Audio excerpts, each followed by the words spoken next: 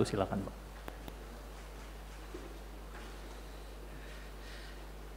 Bapak Ibu, rekan-rekan wartawan yang saya hormati, Assalamualaikum warahmatullahi wabarakatuh. Saya hadir di sini karena kemarin ada rapat terbatas dengan Presiden Jokowi. Kita membicarakan mengenai vaksin dan persiapannya. Kami diminta untuk mengupdate rekan-rekan wartawan mengenai progres kesiapan dari vaksin ini. Yang pertama ingin saya sampaikan, saya juga baru terupdate 4 hari ini sebagai Menteri bahwa sudah ada 507 tenaga kerja kesehatan yang wafat di masa pandemi COVID-19 ini. Jadi atas nama pemerintah, saya mengucapkan turut berduka cita, berbela-sungkawa, dan saya doakan semoga keluarga yang ditinggalkan diberikan kekuatan dan ketabahan. Rekan-rekan tenaga kesehatan ini adalah garda terdepan dari peperangan kita melawan pandemi COVID-19 ini, dan kami akan memastikan bahwa pemerintah melakukan segala sesuatu yang bisa kita perbuat untuk memastikan agar kedepannya pelindungan bagi tenaga kerja kesehatan ini bisa lebih baik lagi. Bapak Ibu rekan media, dari 269 juta rakyat Indonesia, kalau kita ingin mengejar herd immunity usia di atas 18 tahun, ada 188 juta orang.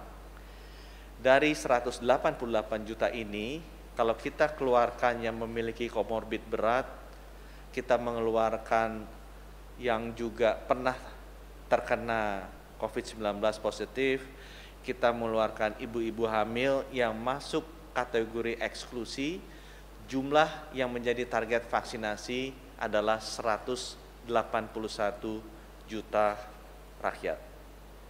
Dengan memperhitungkan bahwa satu orang membutuhkan 2 dosis vaksin dan juga memperhitungkan guidelines dari WHO bahwa kita mempersiapkan 15% untuk cadangan, maka total vaksin yang dibutuhkan ada sekitar 426 juta dosis vaksin. Ini adalah jumlah yang sangat besar, rekan-rekan media. Dan untuk itu, pemerintah sudah berusaha keras untuk memastikan bahwa kita bisa mengamankan jumlah ini. Sampai sekarang, ada 5 jalur pengadaan vaksin yang kita sudah tempuh. 4 diantaranya sifatnya bilateral dan 1 sifatnya multilateral. Dari 4 yang bilateral ini, kita sudah menandatangani kontrak dengan Sinovac sebesar 125 juta dan kita memiliki opsi untuk menambahkannya. Kita juga sudah menandatangani kontrak dengan Novavax untuk 130 juta, di mana ada porsi yang akan pasti kita ambil, ada porsi juga yang merupakan opsi. Ya, nanti saya jelaskan kenapa setiap kontrak ada opsinya. Ya. Yang ketiga, kita akan segera menandatangani kontrak dengan AstraZeneca untuk 100 juta dosis vaksin, sebagian firm, sebagian opsi, dan kita juga akan segera menandatangani kontrak dengan BioNTech Pfizer untuk 100 juta dosis vaksin, di mana 50 juta adalah firm dan sisanya adalah opsi. Kami harapkan bahwa finalisasi dengan AstraZeneca dan Pfizer bisa kita selesaikan dalam waktu dekat ini. Dan perlu kami sampaikan, jadi total sekitar 400 juta dosis vaksin, 100 juta akan didatangkan dari negara Cina, 100 jutaan akan didatangkan dari Novavax yaitu perusahaan Amerika Kanada, 100 jutaan akan didatangkan dari AstraZeneca itu perusahaan dari London, dari Inggris, kemudian 100 jutaan lagi akan kita datangkan. Pfizer adalah perusahaan gabungan dari Jerman dan Amerika. Jadi kita juga untuk menjamin resiliensi atau keterjaminan datangnya vaksin, sumbernya kita lakukan dengan 4 sumber yang berbeda. Diharapkan bahwa vaksin-vaksin ini bisa datang secara bertahap ke Indonesia dan kita bisa segera melakukan penyuntikan bagi seluruh rakyat Indonesia yang 181 juta orang yang tadi saya sampaikan. Nah, hal yang penting yang saya ingin garis bawahi di sini adalah kita ada kerjasama multilateral dengan institusi yang namanya Gavi, merupakan bagian dari WHO, di mana mereka memberikan vaksin yang sifatnya gratis. Angkanya masih bergerak berapa dosis yang bisa diberikan ke Indonesia. Tapi range-nya antara 3% dari populasi atau 16 juta dosis sampai 20% dari populasi atau sekitar 100 juta dosis. Itu sebabnya kenapa kita membuat kontrak dengan opsi dari supplier vaksin yang ada tadi, yang 4 tadi. Supaya kalau ada kepastian dari pengadaan vaksin dari Gavi yang sifatnya gratis, kita tidak usah ambil dari mereka. Tetapi kalau misalnya vaksin dari Gavi ini belum bisa terdeliver sesuai dengan jadwal yang kita inginkan, kita sudah mengamankan supply dari perusahaan-perusahaan tersebut secara bilateral. Ini topik pertama mengenai pengadaan vaksin. Sehingga kita harapkan di awal tahun depan semua proses mengenai kesiapan pengadaan vaksin sudah selesai, dan kalau nanti kalau tadi Bapak Ibu teman-teman media lihat, kita sudah mensecure yang pastinya sekitar 330 juta dengan opsi juga sekitar 330 juta, sehingga kita sudah secure 660 juta. Kita ada buffer yang cukup kalau ada beberapa sumber yang kemudian gagal di uji klinisnya atau juga tertunda proses delivery-nya. Topik yang kedua yang saya ingin sampaikan adalah mengenai rencana vaksinasi. Ya, kalau tadi adalah mengenai ketersediaan vaksinnya. Topik yang kedua adalah mengenai rencana vaksinasi. Jadi kalau bisa ditampilkan materinya, chartnya, saya sampaikan bahwa rencana vaksinasi kita sudah berkonsultasi dengan ITAGI. Itu singkatan dari Indonesia Technical Advisory Group on Immunizations. Ini adalah badan independen yang memberikan advice ke Menteri Kesehatan terkait dengan program vaksinasi. Badan independen ini ada di setiap level. Jadi contohnya di WHO, ada juga badan independen WHO untuk imunisasi yang namanya SAGE, Special Advisory Group on Expert on Immunizations. Nah, kita berdiskusi dengan mereka dan tahapannya akan kami sampaikan sebagai berikut. Jadi tahap yang pertama akan dilakukan adalah vaksinasi ke tenaga atau petugas kesehatan, health workers. Di Indonesia ini ada 1,3 juta orang di 34 provinsi. Tahap kedua, kita akan berikan ke public workers atau petugas publik. Ini sekitar 17,4 juta orang. Kemudian tahap selanjutnya adalah masyarakat lansia di atas 60 tahun yang jumlahnya sekitar 21,5 juta orang. Sesudah itu, nanti masyarakat normal akan mulai diimunisasi. Untuk perbandingan teman-teman wartawan, setiap negara memiliki tahapan imunisasi yang berbeda-beda. Tapi yang seragam adalah semua negara pasti tahap pertamanya adalah tenaga kesehatan. Mengapa? Sekali lagi, ini adalah garda terdepan, ada orang-orang yang paling penting di masa pandemi krisis COVID-19 ini. Jadi apa yang kita lakukan pertama kali, konsisten dengan yang dilakukan di Inggris, konsisten dengan yang dilakukan di Amerika, konsisten dengan yang dilakukan di semua negara, bahwa tenaga kesehatan, health workers merupakan prioritas pertama yang akan kita vaksinasi. Di beberapa negara, tahapan keduanya berbeda-beda. Ada yang melakukannya berdasarkan umur, di kita melakukannya public workers dulu. Mengapa saya bisa jelaskan di sini? Karena memang kita membutuhkan waktu untuk memastikan bahwa vaksin yang bisa digunakan nanti bisa berlaku untuk usia di atas 60 tahun. Saya bisa sampaikan di sini, arahan Bapak Presiden juga gak dijelaskan, hasil uji klinis 3 atau uji klinis tahap 3 yang dilakukan di Bandung untuk vaksin Sinovac, itu dilakukan untuk rentang usia 18 sampai 59 tahun. Itu sebabnya hasil diskusi kita dengan ITAGI secara saintifik memang disarankan menggunakan vaksin Sinovac sesuai dengan yang diuji klinis 3 kan di Bandung. Sebagai informasi rekan-rekan media, vaksin Sinovac di luar Bandung, uji klinis yang dilakukan di Turki, uji klinis yang dilakukan di Brazil, itu juga diberikan ke orang-orang dengan grup usia di atas 60 tahun. Kami sudah berbicara dengan BPOM untuk mengkoordinasikan hal ini, sehingga nanti BPOM akan melengkapi datanya sebelum mengambil keputusan akhir mengenai rentang usia yang bisa diberikan vaksin. Untuk pengetahuan rekan-rekan media, which is saya yakin sudah juga mengetahui, beberapa vaksin lain seperti Pfizer sudah diberikan emergency use authorization-nya oleh MHRA London, oleh FDA Amerika, atau oleh EMA di Europe, boleh diberikan di atas 60 tahun. Dan karena vaksinnya kita yang akan datang nanti ada 4 jenis, otomatis keragaman itu akan ada. Keragaman itu akan ada.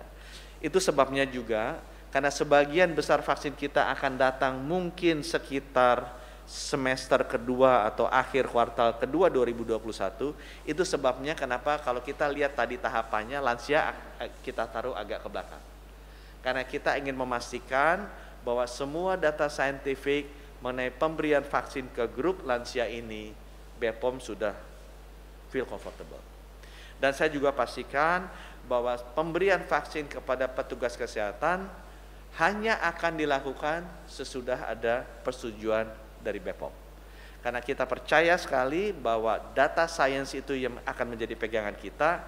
BPOM juga sudah bekerja sama baik dengan Kementerian Kesehatan, sudah berbicara dengan otoritas di Turki, sudah bicara dengan otoritas di Brazil, sudah bicara dengan otoritas di China, dan saya percaya BPOM bisa mengambil keputusan yang independen dan berdasarkan kepada sains.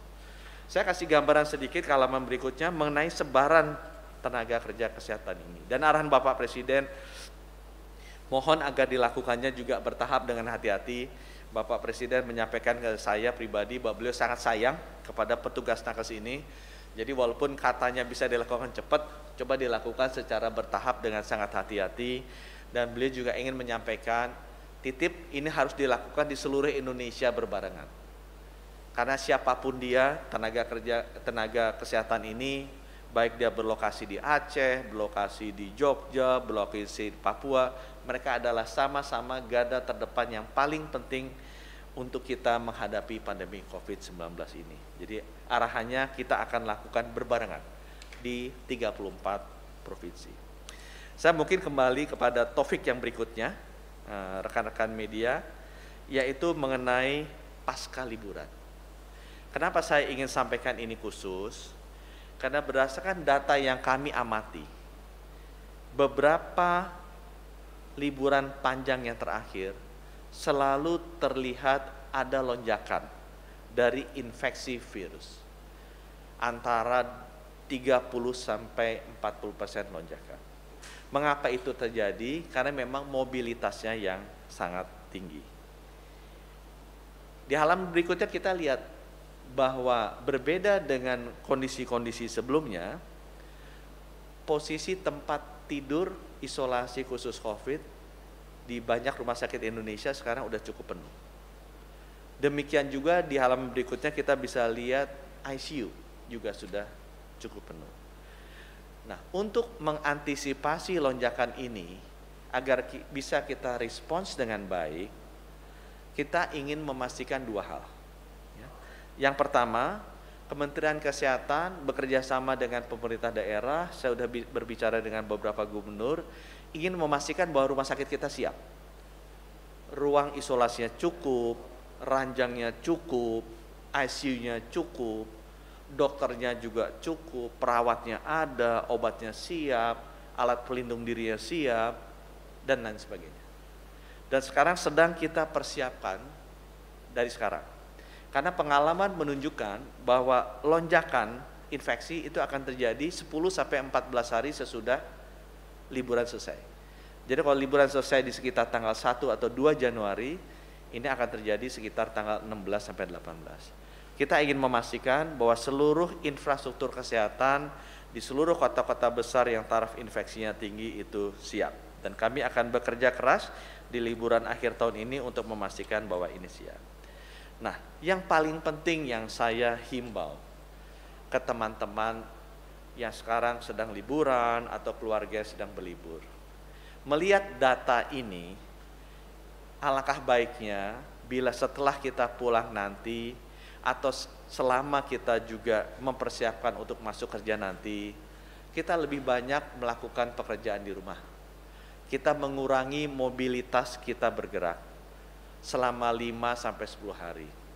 Dengan demikian itu bisa membantu mengurangi lonjakan dari infeksi COVID-19 sesudah liburan panjang. Ini akan sangat membantu para tenaga kesehatan, para dokter, para perawat yang harus bekerja sangat keras nantinya kalau ada banyak pasien-pasien yang masuk rumah sakit. Untuk gambaran teman-teman, setiap 100 orang yang terinfeksi, sekitar 30% mesti dirawat di rumah sakit. Dan dari 30% itu 5% harus dirawat di ICU.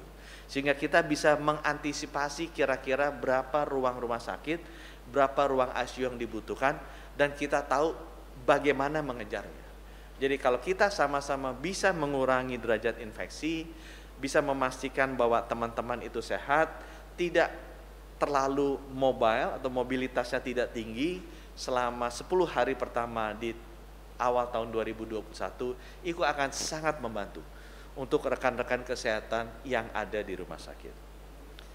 Itu topik ketiga yang saya ingin sampaikan. Mungkin yang terakhir sedikit, banyak yang bertanya mengenai strain baru virus di London. Strain yang dinamain B117 atau N501Y ini adalah mutasi dari virus SARS-CoV-2. Mutasinya terjadi di mana? Mutasinya terjadi di salah satu komponen protein yang namanya spike protein, yang memang merupakan salah satu komponen protein utama dari virus ini. Untuk membuat hal ini menjadi lebih sederhana, di luar dari kerumitan saintifiknya, saya ingin sampaikan bahwa ini sangat saintifik, kita mesti membahas dengan ahlinya, dan biarkan para ahlinya memahami hal ini. Kita jangan terlalu cepat mengambil kesimpulan sendiri. Tetapi masukan yang saya terima dari para ahli adalah sebagai berikut, yang mungkin mudah kita cerna dan bisa menjadi pegangan untuk kita semua. Nomor 1, virus ini memang terbukti lebih mudah menular. Nomor 2, virus ini, mutasi ini tidak terbukti lebih parah atau lebih fatal ke manusia. Yang ketiga, virus ini sudah terbukti bisa dideteksi dengan alat deteksi yang ada, jadi swab antigen atau PCR testing. Ya, jadi 3 hal itu yang sudah kami peroleh dari para ahlinya. Saya berusaha menerjemahkannya dalam bahasa yang lebih mudah dipahami. Nomor 1, strain ini ada, kemudian memang lebih cepat menular. Nomor 2, strain ini ada, tapi tidak terbukti dia lebih parah. Jadi walaupun tertular, tapi tidak terbukti dia lebih parah. Ya. Yang ketiga, strain virus ini bisa dideteksi dengan alat deteksi yang ada sekarang, seperti swab antigen dan swab PCR. Nah, pertanyaan, apakah strain virus ini sudah ada di Indonesia? Sampai sekarang kita belum tahu. Karena untuk bisa mendeteksi strain virus ini harus dilakukan whole genome sequencing, harus di sequence genetic information dari virus ini. Apa yang kami lakukan di Kementerian Kesehatan, kami akan mengkoordinasikan beberapa lab, mungkin ada sekitar 11 dari 12 lab di Indonesia bersama Menteri BRIN yang memiliki kemampuan untuk genome sequencing untuk bekerja sama, bertukar informasi dan proses kerja. Kami juga akan memastikan bahwa rumah sakit rujukan yang banyak pasien COVID-nya mengirimkan sampelnya secara rutin ke jaringan lab ini. Dan kami akan memastikan bahwa kita melakukan rutin genome sequencing untuk melihat apakah ada strain baru, dan kita akan selalu bekerja sama dengan lab-lab internasional yang rutin melakukan genome sequencing ini untuk melihat, mengetahui pola penyebarannya di dunia. Karena memang virus ini penyebarannya sudah di tataran dunia. Itu yang kami bisa sampaikan terkait dengan virus baru ini. Pesan saya ke teman-teman, ke masyarakat, teman-teman media tolong sampaikan ke masyarakat, apa respons masyarakat, apa yang harus dilakukan masyarakat. Itu sama dengan yang lain. Tetap memakai masker, itu yang paling utama, rajin mencuci tangan dan selalu menjaga jarak. Untuk kita di masyarakat, tetap memakai masker, selalu mencuci tangan dan jaga jarak. Demikian dari kami, terima kasih. Wassalamualaikum warahmatullahi wabarakatuh. Baik, terima kasih Pak Menteri. Ada sejumlah pertanyaan dari media yang sudah masuk. Yang pertama, Albi dari CNN Indonesia. Yang pertama adalah sudah sejauh mana perencanaan dan mekanisme vaksinasi di Indonesia. Kemudian yang kedua, terkait vaksin alternatif yang diincar pemerintah, Pak, terkait adanya informasi Indonesia tidak jadi membeli vaksin Sinopharm dan AstraZeneca. Kemudian yang ketiga, peluang vaksin COVID-19 bagi anak-anak di Indonesia bagaimana, Pak? Yang pertama, memang tahapan pertama kita akan konsentrasi untuk vaksinasi 1,3 juta tenaga kesehatan dahulu. Rencananya akan dilakukan dalam rentang waktu 1-3 bulan. Secara bertahap, jadi sebelum selesai 3 bulan, kita akan mulai dengan yang tenaga publik. Jadi kita akan mulai dengan health workers dulu, kemudian nanti akan diikuti dengan public workers. Sesudah itu baru tahapan lanjutannya, sesudah ada konfirmasi dari BPOM bahwa vaksin ini bisa digunakan di lansia, masuk ke lansia. Baru kemudian ke masyarakat umum. Kalau ada pertanyaan tadi vaksinnya apa, tadi saya sudah sampaikan di sana. Kemudian yang ketiga tadi apa pertanyaannya? Peluang vaksin COVID-19 bagi anak, Pak. Yang menentukan apakah vaksin COVID-19 bisa pakai di usia bawah, itu ada di BPOM. Kami sudah bicara dengan BPOM dan kami melihat di luar negeri seperti apa. Memang kebanyakan practices-nya di luar negeri, vaksin ini diberikan ada yang di atas 18, ada yang di atas 16. Tapi kembali lagi, wewenang untuk menentukan rentang vaksinnya ada di mana, itu tergantung dari hasil uji klinis tahap 3, sangat saintifik, dan itu nanti akan diberikan oleh BPOM. Pertanyaan berikutnya dari Ardila di Jakarta Post, Pak. Brazil sudah mengeluarkan laporan sementara terkait efikasi vaksin yang berada di rentang 50-90%. Terus bagaimana tanggapan pemerintah Indonesia, apakah pemerintah akan mengikuti batasan itu atau cukup di atas 50% saja? Guidance dari WHO, vaksinnya efektif adalah yang efikasinya di atas 50%. Dalam 4 hari ini saya belajar mengenai efikasi. Memang efikasi ini perlu ahlinya yang menjabarkan. Karena even untuk vaksinnya sama, efikasinya di tiap negara bisa berbeda-beda. Di tiap negara di mana ada uji klinis 3 itu bisa berbeda-beda. Jadi misalnya BioNTech Pfizer, efikasi di Amerika sekian, efikasi di Asia sekian, efikasi di Eropa sekian, itu bisa berbeda-beda. Nah, saya sesudah mempelajari bahwa banyak sekali komponen-komponen yang harus dipahami dan dipertimbangkan dalam menentukan apakah vaksin itu bisa digunakan. Saya mengambil kesimpulan lebih baik dikasih ke ahlinya. Karena ini adalah proses yang sangat saintifik dan ahlinya ada di BPOM. Saya tidak berandai-andai bahwa saya ahli mengenai efikasi vaksin, jadi saya percaya ke BPOM untuk bisa menentukan mana yang dapat digunakan, mana yang tidak. Dan ini sebenarnya sekali lagi saya sampaikan prosesnya saintifik. Jadi sedikit sekali personal judgment yang bisa masuk di proses ini sebenarnya. Baik, cukup. Terima kasih, Pak. Terima kasih. Wassalamualaikum warahmatullahi wabarakatuh.